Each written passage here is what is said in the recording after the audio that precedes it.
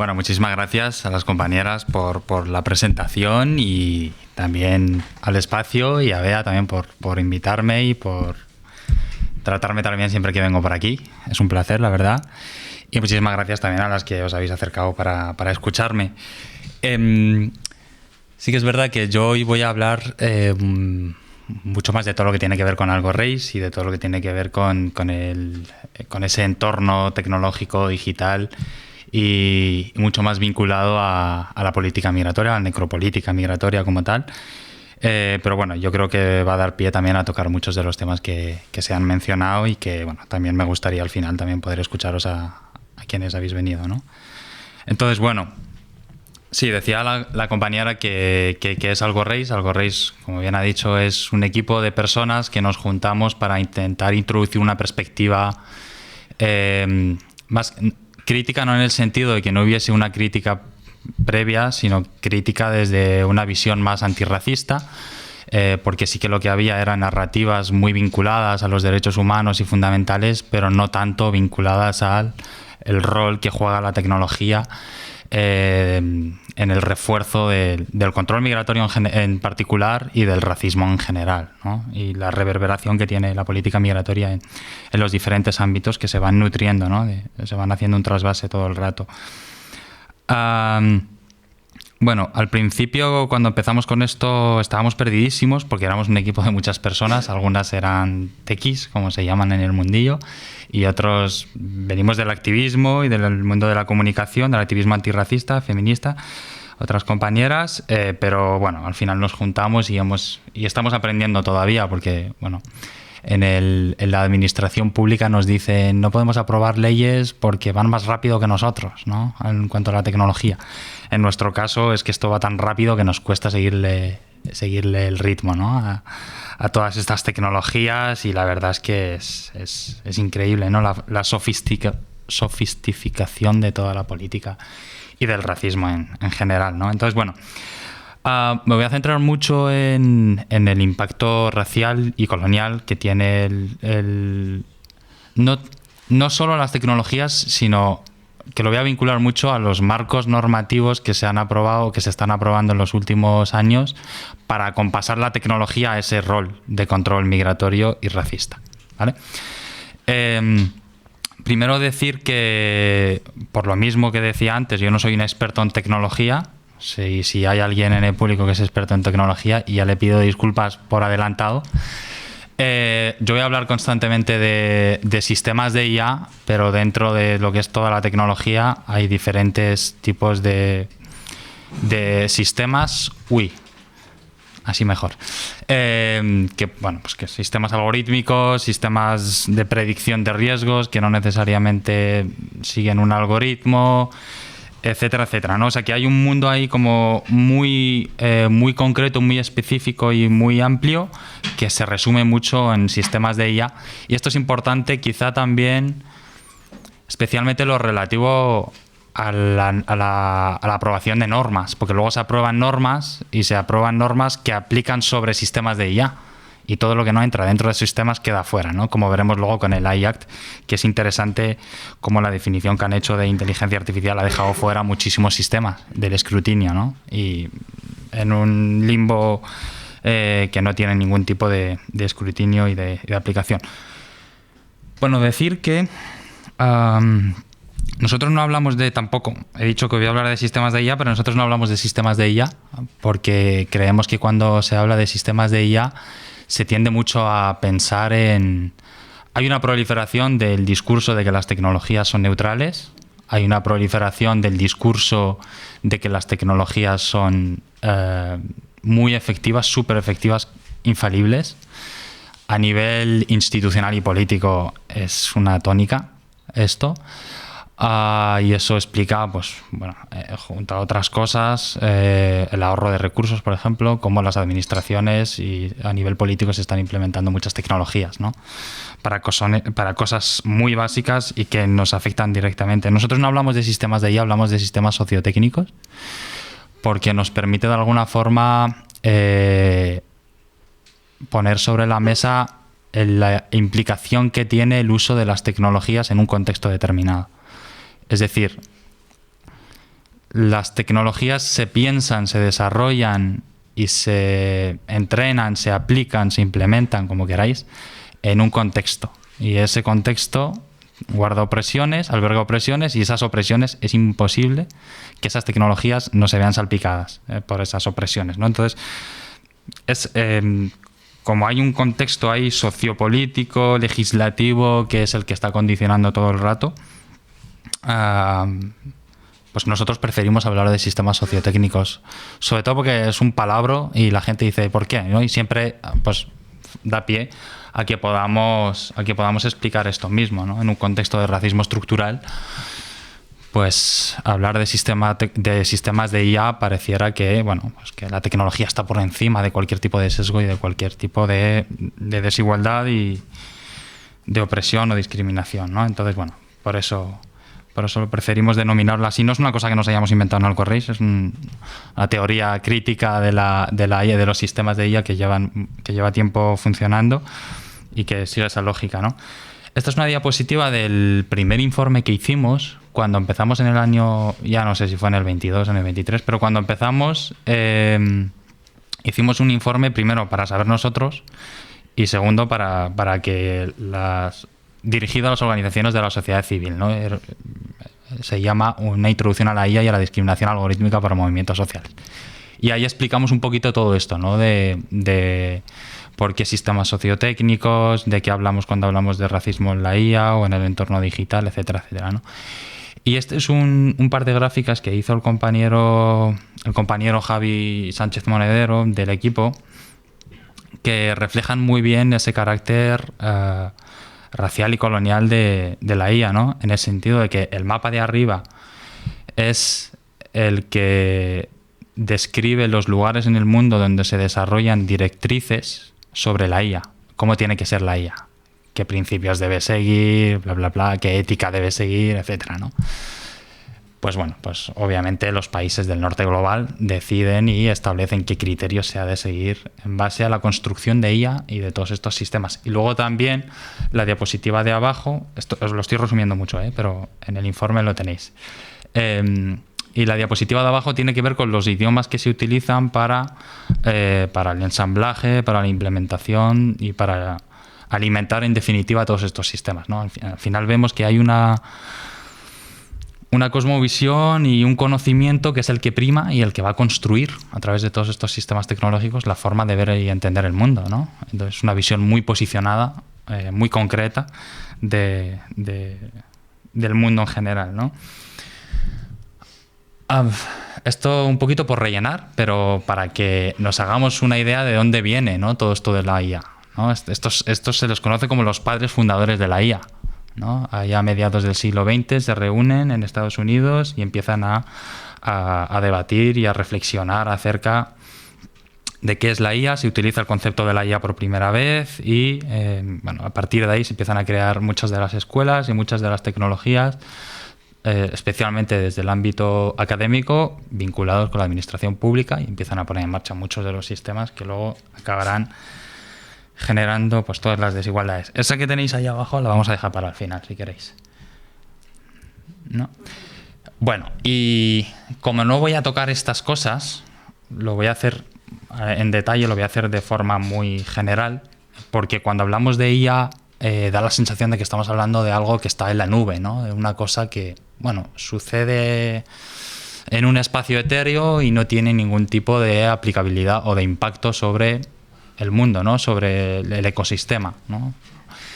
Pero no es así, ¿no? Y lo que vemos es que realmente el uso de la IA tiene un impacto precisamente en esos países que no aparecen reflejados en estas gráficas, ¿no? En concreto, todo lo que aquí en la Unión Europea se nos vende como la revolución digital, tecnológica, verde, se basa en el uso de tecnologías que utilizan unos minerales y unos materiales que se extraen fundamentalmente de los países del sur global, África y Abya Yala, especialmente países como República Democrática del Congo, con lo que conlleva que se puedan explotar esos recursos, ¿no? No sé si sois conscientes o si sois conocedores de la situación del Congo, décadas de guerras y y de muertos y de explotación de todo tipo, ¿no? De hecho, esto es una noticia, tiene unos meses, ¿no? Pero la explotación infantil y la forma en la que países occidentales, no únicamente, también está China ahí y otros países, cómo van financiando diferentes espacios y milicias para poder extraer recursos y poder utilizarlos para sus tecnologías, ¿no? Y que el Congo, pues bueno, pues sea bueno, pues es lo que es hoy. Que por cierto, la República Democrática del Congo, el gobierno, quien ha sido acusado y es acusado constantemente de crímenes, es uno de los financiadores del Fútbol Club Barcelona. No sé si yo soy del Barça, pero me parece que es bastante desangrante, ¿no? Otro de los impactos que tiene no solo la explotación de mano de obra y la extracción de recursos en República Democrática del Congo, es toda la explotación de recursos que se ha hecho en la Amazonia y en los países de Abya Yala. En este caso es el desierto de Atacama, donde se extrae el litio, o donde se ha extraído históricamente el litio, generando una contaminación ambiental, desplazamiento de poblaciones indígenas, se han cargado toda la flora y la fauna posible. Y esto se ha hecho durante muchísimos años y ahora está viniendo aquí. No sé si sois conscientes o conocedores también de los, ¿cómo se les llama?, de las bases de datos que se están poniendo a lo largo y ancho del Estado español. Las bases de datos es precisamente lo que os decía, ¿no? Todo eso que pasa en la red no pasa en la red. Pasa en servidores físicos que están en algún sitio, que son polígonos industriales brutales. Y, por ejemplo, Amazon ha puesto uno en Aragón, enorme, que, bueno, el gobierno de Aragón dijo que eso iba a ser maravilloso, que iba a traer un montón de trabajo, pero en países como en los Países Bajos, por ejemplo, se les ha expulsado a ese tipo de bases de datos porque eran grandes empresas que prometían, primero, que no iban a contaminar, cuando la propia lógica de funcionamiento de esas bases de datos, me doy cuenta de que no estaba hablando al micro hasta ahora, ¿no? Ah, sí, vale, perdón. Consume un montón de agua, y no es cualquier agua, es agua potable en su mayoría, porque por la calidad y... A ver si me acuerdo de esto. O sea, el tipo de agua para refrigerar esos sistemas, estas bases de datos, tiene que ser un agua que es cuyo mantenimiento más barato es la potable. Entonces, hay un consumo de agua potable que ya de por sí es escasísimo y cada vez más escaso, por un orden de consumo que no soy capaz de decir, pero bueno, que les echaron de los Países Bajos por la cantidad de contaminación que generan y por el consumo a pesar de que dijeron obviamente de que no contaminaban. Luego también dijeron que iban a generar empleos y al final lo que hacían era contratar a 4 o 5 personas muy cualificadas para mantener eso y ya está, ¿no? Entonces, bueno, pues eso se lo han contado al gobierno de Aragón. El gobierno de Aragón se ha hecho una foto con Amazon y ahí les están plantando una mina de veneno y de destrucción del clima, ¿no? Bueno, ¿por dónde iba? Vale, sí, que lo están trayendo aquí, lo que históricamente ha venido pasando en los países de subglobal, sigue pasando, por supuesto, pero también vemos cómo se va aproximando. También en Extremadura, no me acuerdo qué minas están ahí explotando y también tienen una resistencia de las poblaciones locales que, bueno, están con proyectos como, por ejemplo, Tu Nube Seca Mi Río, que no sé si los conocéis, pero que están haciendo un trabajo ahí de hormiguita para concienciar y alertar del impacto que tiene estas cosas, ya que a nivel institucional no les han hecho mucho caso. De hecho, les llaman lobby a Tu Nube Seca Mi Río, ¿no? Y bueno, por generar el círculo, ¿no?, extraemos los recursos, explotamos a las personas que están ahí y les devolvemos todo lo que nos sirve, ¿no? Ay, qué pena, lo habéis visto ya. Vale. Entonces, todos aquellos residuos, lo que se conoce como los residuos digitales, obviamente no nos los quedamos aquí, se los mandamos de vuelta, ¿no? Y por eso autores y periodistas de investigación como Mike Annan llevan muchos años hablando de que África, que Ghana, en este caso, es el vertedero de la Unión Europea, a pesar de que hay un marco legal que lo prohíbe. Los contenedores de residuos que salen desde países como Italia, eso es una cosa que todo el mundo sabe que pasa. Y de hecho lo pones en cualquier Lo buscas en cualquier medio de comunicación y vas a encontrar un montón de información al respecto. Os he dicho que no iba a entrar en esto, pero bueno, es un poquito para que intentemos entender también la lógica esta, ¿no? de desigualdad y de distribución colonial, porque no es casual que precisamente esta relación de consumo de extracción se produzca entre los países históricamente colonizados y los países históricamente colonizadores, ¿no? Y por supuesto, esto explica también la migración, ¿no?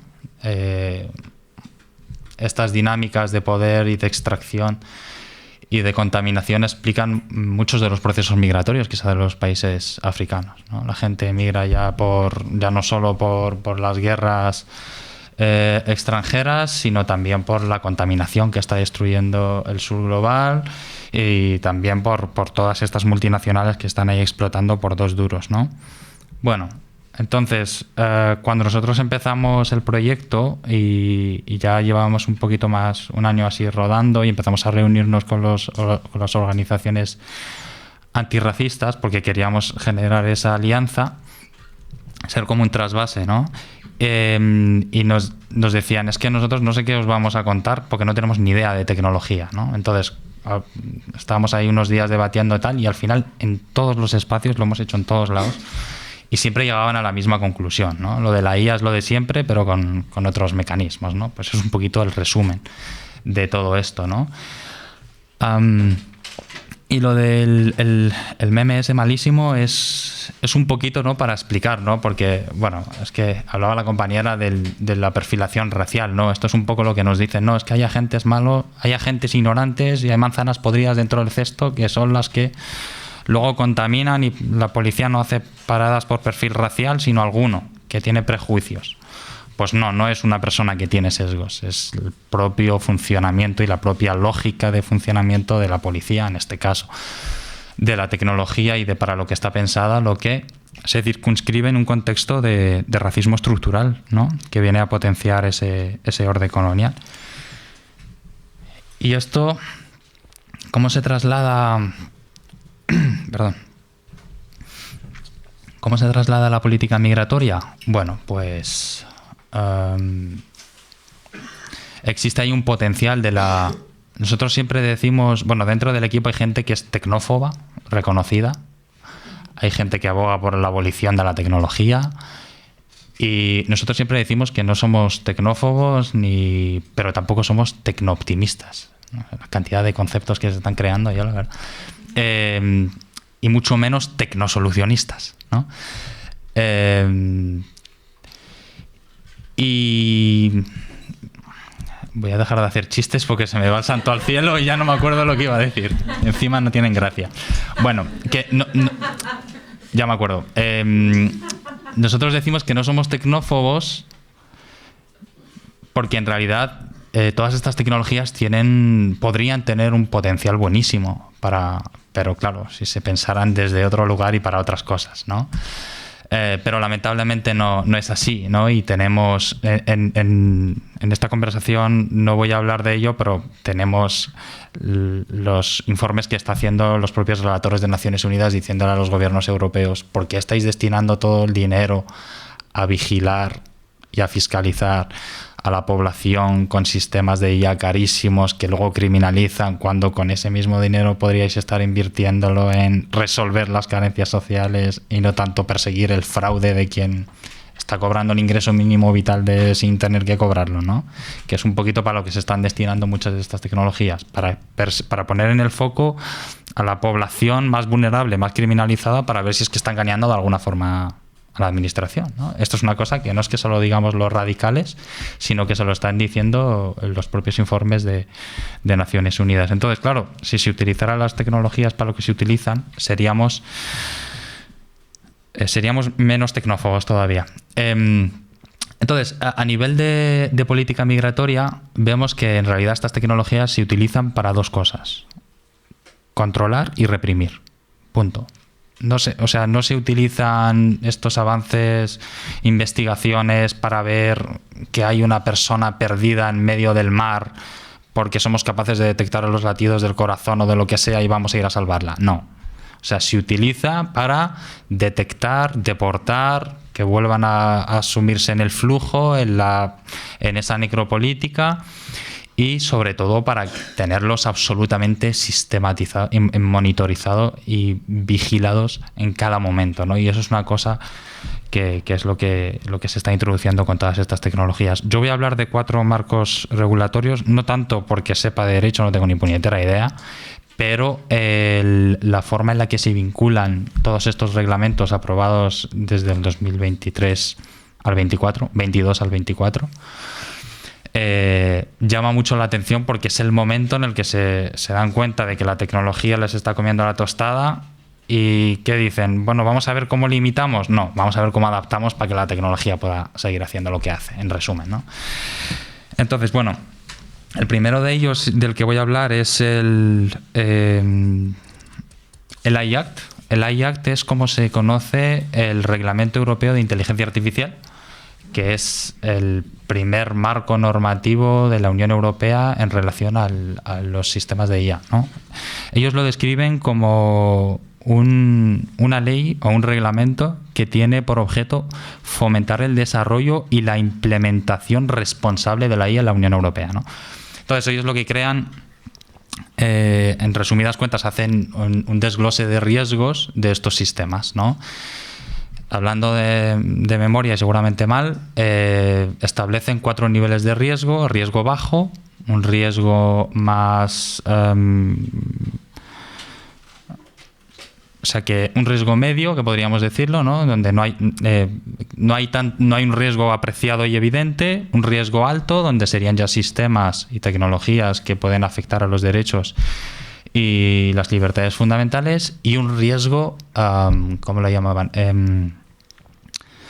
Un riesgo inadmisible, es decir, que bajo ningún concepto esas tecnologías se pueden poner en marcha, ¿vale? Entonces ahí van englobando las diferentes tecnologías en base a los criterios que establece cada riesgo según el reglamento aprobado. Y bueno, entonces cuando empiezas tú a rascar, empiezas a ver las ventanas traseras, ¿no? Las puertas traseras de cada uno de esos riesgos. Los que más nos importan aquí es el alto y el inadmisible. El alto va a suponer que aquellas empresas que desarrollan e implementan esas tecnologías van a estar obligadas a hacer lo que han llamado las valoraciones de riesgo e impacto, que son informes que por un lado van a analizar el impacto que tienen derechos y por otro lado van a proponer una serie de medidas para contrarrestar esos impactos, ¿no? Eso lo tienen que hacer los propios desarrolladores. Luego también para estos sistemas de riesgo alto que se implementan, se va a exigir un nivel de transparencia y se va a crear un registro europeo de sistemas algorítmicos de este tipo, que estamos todavía esperando. Desde hace un año que dijeron que lo iban a implementar y que bueno, y creo que esas son las cosas más llamativas de este riesgo alto, ¿no? Una serie de requisitos para poder implementarlos. Y luego los riesgos inadmisibles, pues eso, no se va a permitir que se usen ni se comercialicen en la Unión Europea. Vale.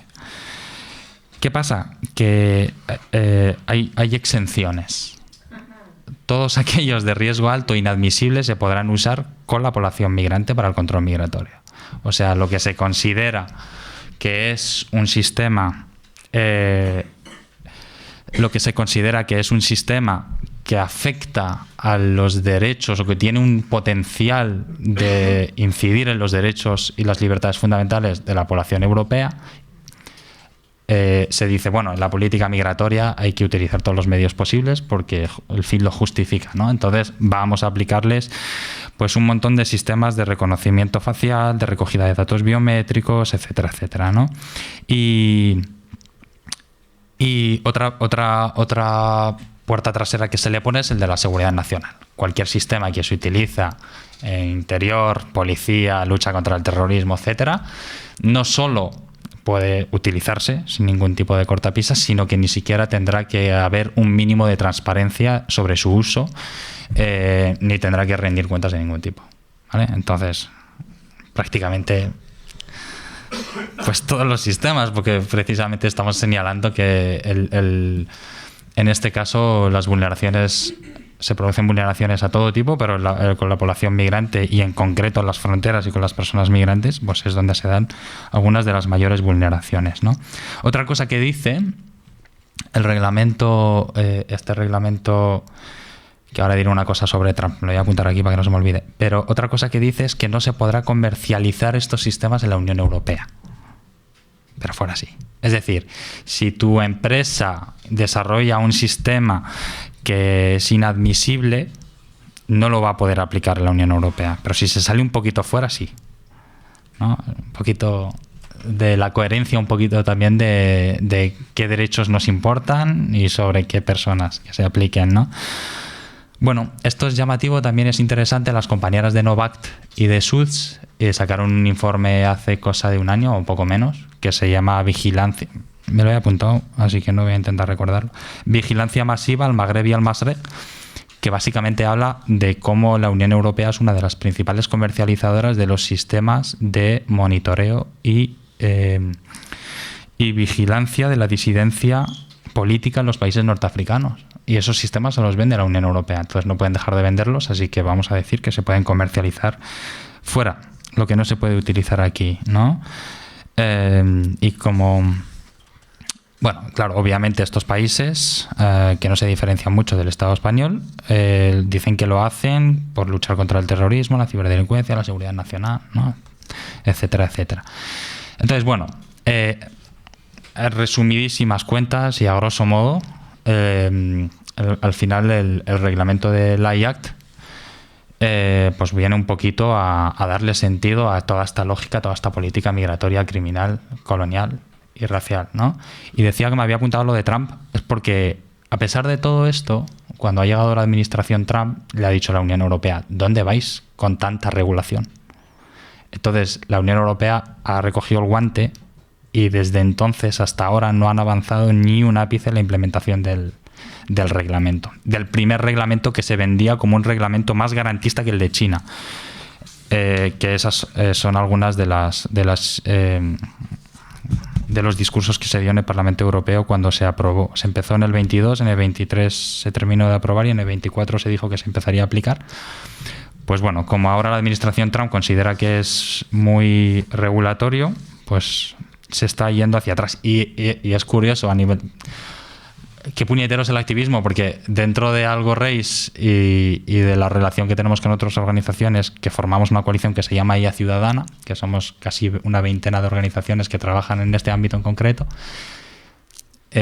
junto a otras organizaciones europeas intentamos hacer de lobby de presión en la Unión Europea cuando se estaba debatiendo y aprobando este reglamento. Y claro, nos echamos las manos en la cabeza por todo lo que se contaba, ¿no? Hay muchísimas cosas más, ¿no? Pero no nos daría tiempo. Y ahora estamos defendiendo su aplicación, ¿no? Es un poco la perversión de todo esto, ¿no? Porque es tan ¿cómo se dice? Incompleto, ineficiente el reglamento, pero es que es peor lo que teníamos antes, que es un escenario de desregulación absoluta, con lo que eso implica y que sabemos, ¿no? Bueno, eso es el IACT, que se vincula. Estos reglamentos que os voy a mencionar se vinculan todo el rato. O sea, va a ser necesario que estén trabajando todo el tiempo. Luego tenemos la reforma del Código de Fronteras de Schengen, ¿no? El Código de Fronteras de Schengen, que es al final el que va a determinar las condiciones de la movilidad dentro de la Unión Europea. Durante muchos años había países que establecían sus propios criterios, así que la Comisión Europea dijo, bueno, pues este es el momento perfecto para aprobar un reglamento más unificado, ¿no? Y que no cada Estado miembro estableciera unos criterios en el funcionamiento de la frontera interna, ¿no? Bueno, y esa es la excusa, pero en realidad al final lo que han acabado haciendo es un marco, una actualización del Código de Fronteras de Schengen que en resumidísimas cuentas viene a validar cualquier tipo de control y de control de control migratorio dentro de las fronteras europeas, ¿no?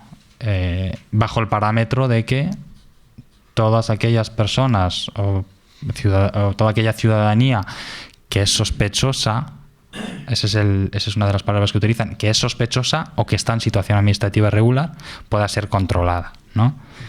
Bajo todos los parámetros. ¿Eso qué implica?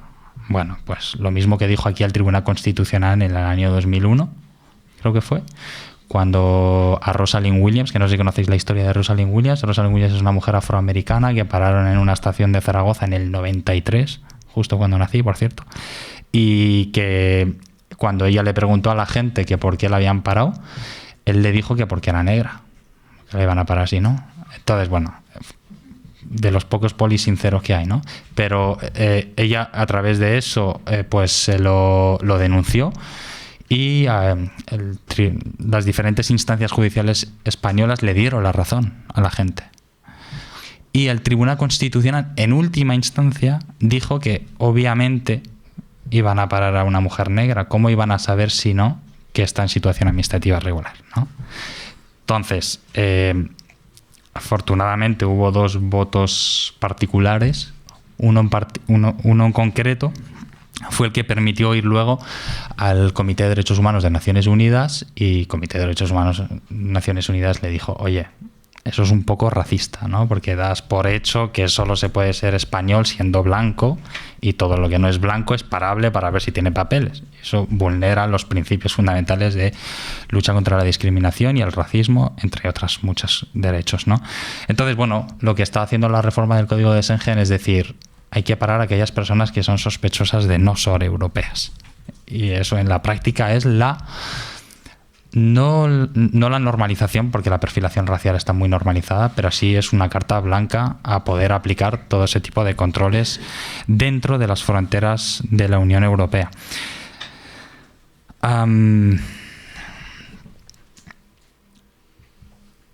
Bueno, había traído datos por si alguien tenía dudas sobre la perfilación racial, pero creo que mejor no, porque no sé cuándo he empezado y no sé si me va a dar tiempo.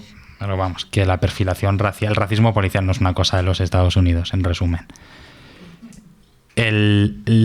Obviamente, lo de la perfilación racial dentro de los muros de la Unión Europea no es una cosa nueva. Por ejemplo, en la zona lo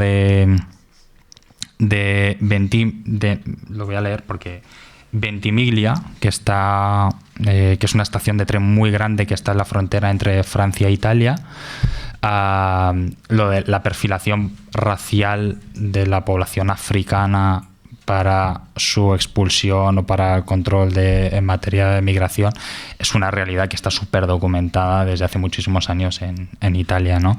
Entonces, bueno, lo que viene a hacer el Código de Schengen, entre otras cosas, es legitimar que se pueda utilizar esto, y también lo que les han llamado ellos las transferencias inmediatas, les han llamado, que es las expulsiones en las mismas fronteras internas de la Unión Europea, ¿no? Entonces, una persona que pillan pues entra por España y acaba en Italia, pues la pillan en la frontera de Italia, la expulsan hacia Francia, de Francia la expulsan hacia España y de España la deportan, ¿no? Eso lo han llamado transferencia inmediata, ¿no? Que es la normalización de esas expulsiones, ¿no? Y por supuesto, lo que os decía, que se acompasan todo el rato estos marcos normativos, primero reconoce una cosa que han llamado autoriza a los Estados miembros a tomar todas las medidas, esto es literal, todas las medidas necesarias para salvaguardar la seguridad y el orden público, ¿no? Que esto es un poquito Tarajal y Melilla, ¿no? Pues cuando hay situaciones donde hay un volumen elevado de personas que intentan cruzar esas fronteras, pues se pueden aplicar todos los medios posibles para, defender nuestras fronteras, como dijo Pedro Sánchez en su momento. Y otra cosa que hace, por supuesto, es a normalizar algo que ya estaba pasando, que es la aplicación y el uso de todo tipo de tecnologías para monitorizar, localizar a personas migrantes que están en determinados espacios fronterizos para su expulsión inmediata. Esto es una cosa que está absolutamente prohibida, pero, como os decía, ¿no? El AI-Act va a venir a permitir todo esto para el control migratorio y para el refuerzo de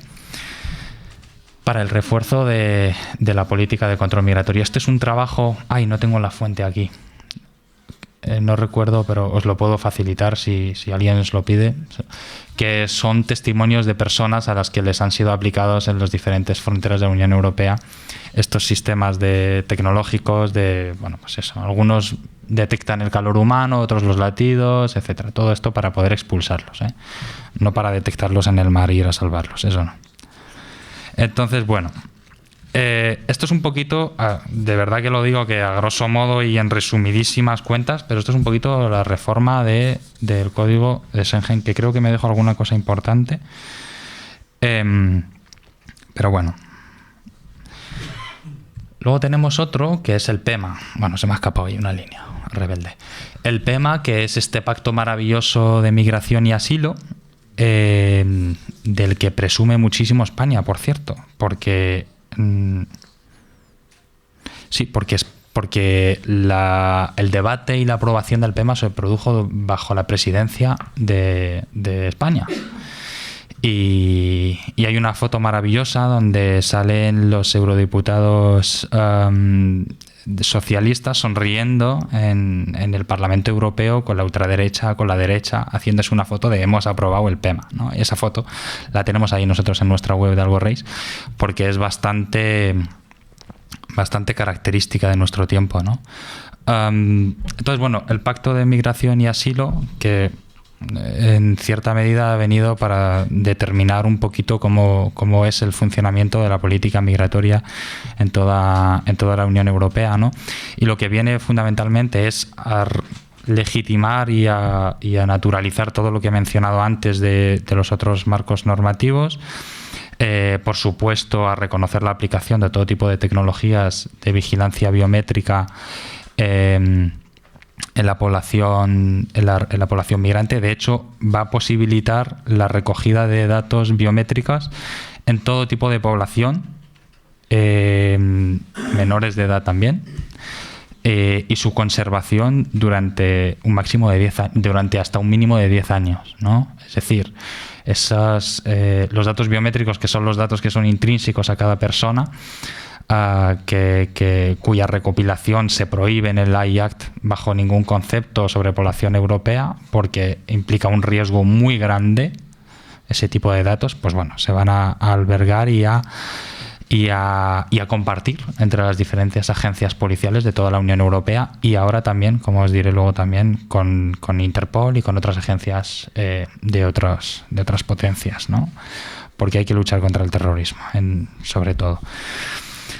Bueno, y también, bueno, el pacto daría para 3 sesiones de estas, el PEMA, ¿no? Y yo no es que sea una persona experta en el PEMA, pero bueno, permite, entre otras cosas, la invasión de todo tipo de privacidad y la aplicación de todo tipo de prácticas intrusivas, ¿no? Como lo es los registros corporales exhaustivos, la incautación de pertenencias, la bajada de información de todos los sistemas tecnológicos. Todo esto se va a normalizar y se va a regular. Estas prácticas, estas últimas que he dicho, habían sido impugnadas por los tribunales de Alemania y Reino Unido antes de que se aprobara esto, porque decían que eran absolutamente ilegales. Pero bueno, ahí quedan los tribunales de esos países. Alemania y Reino Unido, que son justamente ahora los países que más están abogando por la represión de la población migrante y por cargarse lo que queda del marco de refugio, ¿no? Y asilo. Bueno, crean también, el PEMA crea también una ficción de no entrada, ¿no? Un concepto de que la persona migrante en situación administrativa regular que está en un país europeo no está.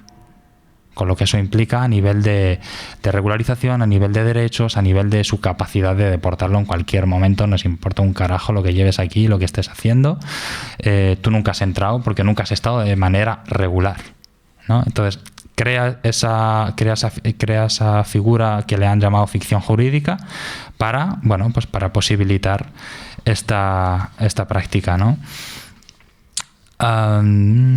Bueno, por supuesto, todo tipo de controles. Bueno, y también va a venir en materia de asilo, que es lo que estaba hablando, va a venir también a permitir y a legitimar el uso de la IA para las peticiones de asilo. Es decir, ya no va a ser una persona o un grupo de personas las que van decidiendo los diferentes pasos de tu petición de asilo, sino que va a ser una IA entrenada con vete tú a saber qué datos o con vete tú a saber con qué criterios la que va a decir si tienes o no el derecho a protección internacional, ¿no? Y en ese proceso de evaluación constante a las que se les va a someter, se les van a aplicar pues otros sistemas como a científicos como lo son los detectores de mentiras, que está absolutamente evidenciado y demostrado que eso no sirve, hasta tal punto que el propio AI Act lo dice alto y claro: esto no se puede aplicar bajo ningún concepto. Pero aquí sí se puede aplicar. Entonces, bueno, al final es eso, ¿no? Es como dice el propio PEMA, es la gestión digital de la migración, ¿no? Y eso va a implicar también que estas personas puedan ser paradas en frontera y encerradas en frontera en esas cárceles de migrantes que se están construyendo, de las que hablaremos ahora, aunque sean unidades familiares enteras. Y en ese proceso de privación de libertad y de control van a estar monitorizadas y van a ser aplicadas estas tecnologías todo el tiempo, ¿no? O sea, llegas, ¿no? Reconocimiento biométrico, huella facial, huella dactilar, y además vas a tener que estar todo el rato bajo el foco de otras tecnologías que van a monitorizar en todo momento dónde estás, ¿no? Al final, incluso cuando salgas de ahí, cuando te vayas, ¿no? Porque cuando te vayas cuando llegues al primer país que pisas de la Unión Europea o a cualquier otro, porque todas esas bases de datos van a estar conectadas. El AI Act no toca directamente las bases de datos, que son el meollo de la cuestión del control migratorio, es donde está millones y millones de hecho, el próximo sistema del que iba a hablar, vaya por Dios, que es Eurodac. Cuando nosotros hicimos la última investigación, hace 3 años, hablaba de 3 millones de datos biométricos de diferentes personas, ¿no? Y bueno, y os decía, ¿no?, que al final también el PEMA viene a normalizar y a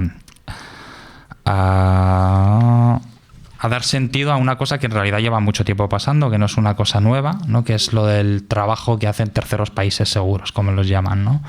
Y eso implica pues también pues la aprobación de la construcción y la implementación de esos centros de privación de libertad, que no sé si os acordáis, pareciera que pasó una barbaridad, pero esto cuando lo dijo Meloni hace unos meses, nos llevamos las manos a la cabeza. Y hace 2 días lo ha hecho el gobierno de España y parece que estamos naturalizando y normalizando cosas que no se pueden normalizar bajo ningún concepto, pero es increíble, ¿no? Porque incluso el propio Pedro Sánchez, cuando pasó aquello, le preguntaron, dijo, no, nosotros tenemos una postura diferente a la política migratoria. Y esto es bastante heavy, porque compañeros periodistas de otros países están constantemente preguntándonos qué pasa en España, que la política migratoria está laxa, ¿no? O qué pasa en España, que la política respecto a Palestina es increíble, ¿no? No sé, algo está haciendo muy bien este gobierno, porque realmente no se corresponde con lo que quienes estamos detrás de esto vemos en nuestro día a día.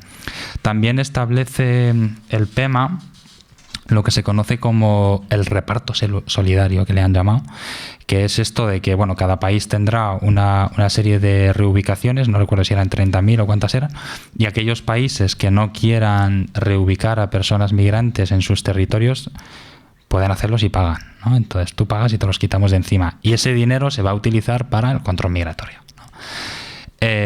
Y una cosa también que introdujeron, que es la que tiene que ver con las situaciones de excepción, básicamente, por resumirlo. Y es que cuando tú sufres un ataque a tu frontera, o las personas migrantes que intentan cruzar a tu territorio están siendo chantajeadas por terceros países. Esto se sacó sobre todo, creo que en el contexto de, no me acuerdo, Macedonia, ¿dónde fue? Que Bielorrusia, ¿no? Que supuestamente mandó población migrante a no sé qué país de la Unión Europea, y dijeron, bueno, pues cuando eso pase, esos países que sufren estos ataques podrán ¿cómo se dice? Podrán neutralizar el marco legislativo que aplica sobre esas personas porque se están defendiendo de un ataque. Y esto todo está registrado y dentro del PEMA, ¿no? Bueno, pues eso, la política laxa de la Unión Europea respecto de la migración. Y hay una última cosa que en realidad podría haber empezado por ahí, pero bueno, da igual, puede ir en cualquier sitio, que es Eurodac.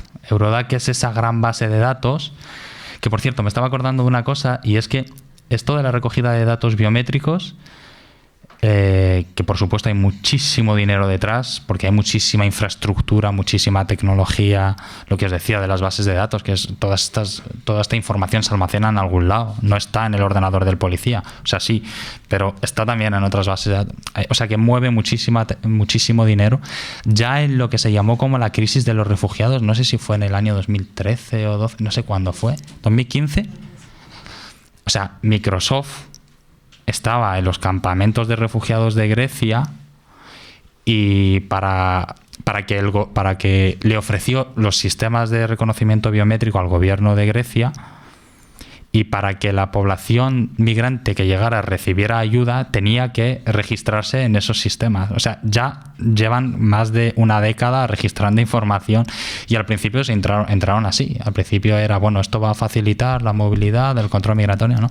Y ya había empresas ahí que estaban explotando y recogiendo datos de las personas migrantes en todos los ámbitos, ¿no? Bueno, Eurodac es una base de datos enorme, hay muchísimas más, o sea, no me las preguntéis, no me acuerdo, pero está ETIAS, está de hecho cada país casi tiene una, pero hay muchas más. En el informe que decía antes también aparecen todas desgranadas, ¿no? En el informe, una introducción a la ley de la discriminación algorítmica para movimientos sociales que hicimos, están ahí bien explicadas cada una. Eurodac lo que hace es un poquito controlar y monitorizar los movimientos de las personas en situación administrativa regular que entran dentro del proceso de petición de asilo, ¿no? Cuando llegas a un país, te toman unos determinados datos, unas huellas dactilares, y entras dentro de Eurodac. Y lo que hace Eurodac fundamentalmente cumple una función de control del movimiento de las personas que están solicitando asilo. Genera 3 figuras, ¿no? de personas en función del punto en el que están en base al proceso de asilo. Pero más allá de eso, lo relevante bueno, todo es relevante, ¿no? Pero lo importante de Eurodac es que funciona como un sistema de control y iba a decir de sufrimiento, obviamente todos estos sistemas, ¿no? Pero de limitación de la movilidad de las personas, ¿no? Esto lo que hace al final es concentrar a la población peticionaria de asilo en los países del sur de Europa fundamentalmente, porque son los países de entrada. Si tú tienes a tu familia en Francia y entras por España y entras dentro del sistema Eurodac, no vas a salir del sistema Eurodac y no puedes ir a Francia. De hecho, si vas a Francia eres ilegal y te deportan. Y no puedes salir de España porque estás esperando que Eurodac y que el sistema de petición de asilo te dé un resultado, que puede ser la deportación, te devuelven a España, ¿no? Entonces acaban constantemente, se utiliza este sistema también para esa función, ¿no? Entonces se reformuló Eurodac, creo que fue en el año 2022, en el 23, perdón, a finales del 23, para darle, además de esa aptitud, otras, ¿no? Por ejemplo, se bajó la edad mínima de las personas a las que se podía aplicar de 14 a 6, ¿no? Ahora las personas, los críos a partir de los 6 años, ya entran a tener todos sus datos biométricos registrados en los sistemas policiales. Además, se dijo, una de las cosas que se decía es que al final toda esta tecnologización o esta aplicación de tecnologías iba a facilitar todo esto, ¿no? En realidad no, todo lo contrario, ¿no? No solo tienes unas huellas ahí que, como dice el titular, te persiguen, ¿no? Y que están todo el rato ubicándote en un lugar, en un no lugar, sino que además estás meses y años esperando un proceso que no avanza y mientras tú tienes que estar obligado en un territorio. Y bueno, ponía lo de Ucrania porque, bueno, pues otras formas de gestionar la migración las hay, sobre todo de las personas en situación de protección internacional y de asilo. Y el ejemplo ucraniano es súper evidente y creo que no tuvieron ningún tipo de limitación de movilidad. De hecho, se cambió de la noche a la mañana el reglamento para que pudieran moverse por toda la Unión Europea porque, claro, tenían familia en otros lugares, etcétera, etcétera, ¿no? Otra de las cosas que... Perdón. Otra de las cosas que hace la reformulación de Eurodac es dar acceso otra vez, a agencias internacionales como puede ser Frontex, ¿no? Ese brazo armado de la Unión Europea al que se está destinando muchísimos recursos, que cumple funciones militares fundamentalmente y que, bueno, pues no son pocos las denuncias y los casos de vulneraciones de derechos sobre las personas migrantes que son entregadas a las milicias libias, que son devueltas una vez que llegan, a las que se les hunden los barcos. Esto está ampliamente documentado por los diferentes periodistas e investigaciones de cómo Frontex acaba, ¿no? Pues haciendo esas prácticas y cómo nosotros estamos financiando Frontex con nuestros impuestos, ¿no? Entonces, bueno, se le va a dar acceso a Eurodac a estos sistemas, ¿no? Se aplica, además de inicialmente Eurodac tenía esa función de registrar huellas dactilares, pero con esta reformulación en el año 2023 se incluyó el rostro, el iris y la voz también, creo que era, ¿no? Los compañeros que están en Agorreis, que son Javi y Ana, que han investigado bastante, Ana Valdivia y Javier Sánchez Monedero, que han investigado bastante sobre Eurodac, sobre todo Javier, definen Eurodac y todas estas tecnologías, pero especialmente Eurodac, como una tecnología biométrica implementada en el marco de una agenda que perpetúa prácticas coloniales de control fronterizo a través de la identificación biométrica, la interoperabilidad entre las bases de datos de los diferentes países y una vigilancia intensa de tal forma que las fronteras no sean una cosa física, sino una cosa omnipresente, ¿no? Que es al final un poquito la lógica de todo este control migratorio, ¿no? Y ya yendo al final, os decía que hemos pasado de los padres de la IA en blanco y negro a los padres de la IA más blancos que negros, sobre todo, pero todos hombres, ¿no? Mayoritariamente, que bueno, estos serían los rostros de todas esas grandes multinacionales tecnológicas que bueno, que de alguna forma están naturalizando, normalizando muchas de las narrativas de securitización y de cambio también de la orientación de las políticas, ¿no? Hacia la normalización de estos marcos abiertamente reaccionarios, ¿no? Tenemos ahí al dueño de Amazon, al dueño de Meta, pero hay otros que no son tan conocidos, que son los que son dueños de los principales sistemas armamentísticos tecnológicos, ¿no? Como es Palantir con Alex Karp, está Peter Thiel, que la mayoría de los que están aquí están detrás del genocidio en Palestina, ¿no? Con sus tecnologías y los diferentes sistemas algorítmicos que están utilizando para monitorear y bombardear a la población palestina, sistemas que luego se venden a la Unión Europea, por cierto, ¿no? Entonces, bueno, me parecía relevante, ¿no? Un poquito también poner sus nombres sobre la mesa y sobre todo sus caras y ver la vinculación, ¿no? De cómo al final todas estas personas, el 80%, 90% viven en los Estados Unidos, ¿no? Y sus empresas están ahí erradicadas haciendo, bueno, pues eso, ¿no? Una función muy concreta.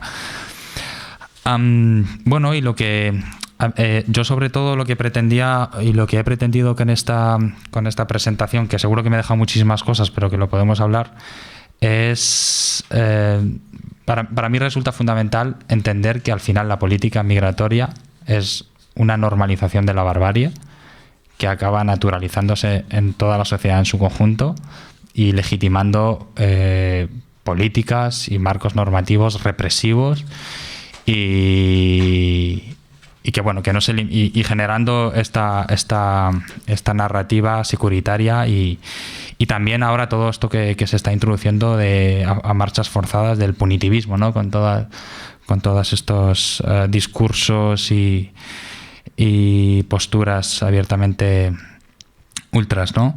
Al final de estas políticas y esta forma de operar a nivel de tecnología y política migratoria están, bueno, pues eso, ¿no?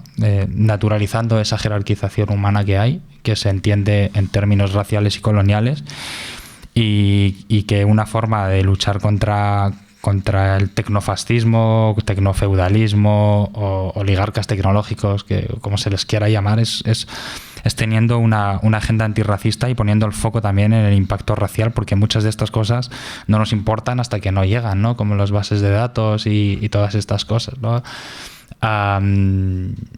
Pero bueno, que al final acaban teniendo su reverberación y su impacto en la sociedad. Y creo que eso es todo.